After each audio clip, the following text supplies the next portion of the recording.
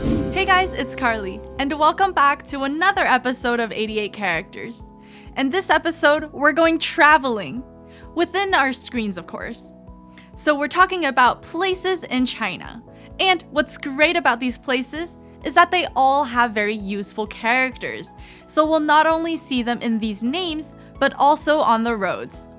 And another important part about this episode is that we're going to be talking about cardinal directions. So in China, a lot of places are named based on their relative positions. And so hopefully, after this video, you'll be able to recognize a lot of different characters when you look at a map of China. All right, let's get to it. So this first place we're going to talk about is a city. And you can probably already guess which city. It's the capital of China. So Beijing. Beijing. Beijing. Now this first character, Bei, means north. And while it might not have anything to do with the meaning, you can see this character as two children sitting back to back. And secondly, Jing means capital. So for this character, you can see the face of a government official with the two dots as the mustache. So while we're on the topic of capitals, this next place was also a capital of China, which is Nanjing. Nanjing. Nanjing.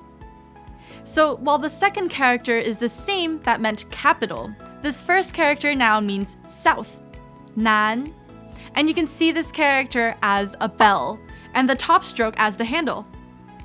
So now this next place is also in the south, but this time it's not a city, it's a province in China.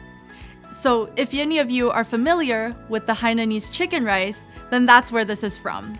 So we're talking about the province of Hainan. Hainan. Hainan. While the second character is the same from before, which means the south, this first character, Hai, means the sea. And well, that's because this province is an island, so it is surrounded by the sea. And then the left radical is the water radical, so you would already know that it has something to do with liquids. And then the right component can be seen as a region of the sea that is marked out, and then 2 drops of water inside. So now sticking with the character for the sea, our next place is called Donghai. Donghai, where Dong means east. And as we all know, the sun rises from the east. And if you look carefully into this character, you can see that there is the tree character inside of it. So imagine that there is a bird's nest in here, and that the sun is rising from the east as the birds in this nest is flying out to gather food for the day. Now, when I say Donghai, it's not actually referring to a city or a province. It's referring to the East China Sea, which is the region of the sea that is east of China and in between Korea, Japan, and Taiwan. By now, we've looked at places with the characters north, south, and east. So this next place has the character west. Xi'an. Xi'an. This first character, Xi, means west. And you can see it as a bird's view of a bird's nest. Now, remember when I was explaining the character for east, I mentioned that the birds flew out to gather food for the day. So you can imagine this character as the birds coming back when the sun is setting to the west. Secondly, an means peace. The top component is a roof, and the bottom part is the woman character. So that's because in the past, people believed that peace meant having a woman at home.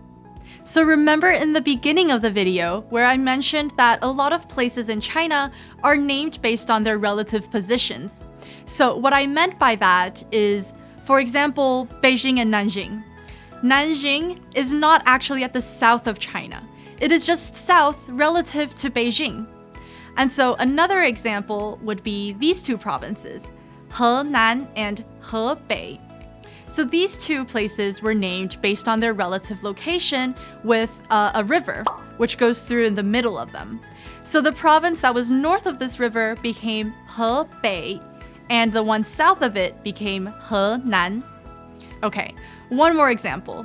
These two provinces, Shandong and Shanxi, are named based on their relative positions to each other as well. So it's not actually one is east of China and one is west of China. It is the relative positions towards themselves. And that's it for this video. Let me know if you get a chance to look at a map of China, or if you know a place in China that I didn't mention. Also leave a comment down below letting me know. Okay, if you enjoyed this video, please like and subscribe, and also share this video to someone you think would love to visit China. Alright, that's it for this time. 下次见, bye! Remember to hit that like and subscribe button. Also, check out the link below for more fun info about this topic. See ya!